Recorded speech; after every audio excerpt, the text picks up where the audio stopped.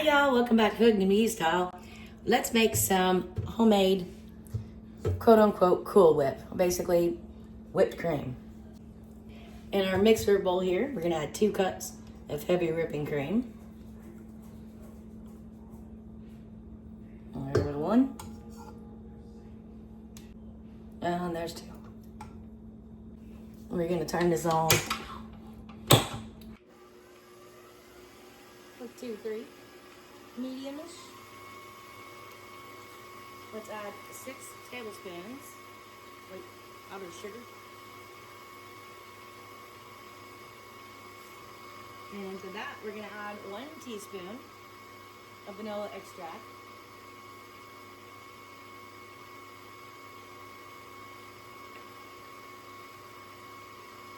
Shouldn't take very long. And we're gonna put it on high. And we're waiting for stiff heats to form. 6 minutes later, we have whipped cream. We'll put this in a container. And there's so much you can do with whipped cream. I'm gonna transfer this to a little container so it can go in the fridge until I'm ready for it. Okay guys, please like and subscribe. Keep watching so you can find out what we're doing next with our homemade whipped cream, which is going in the fridge.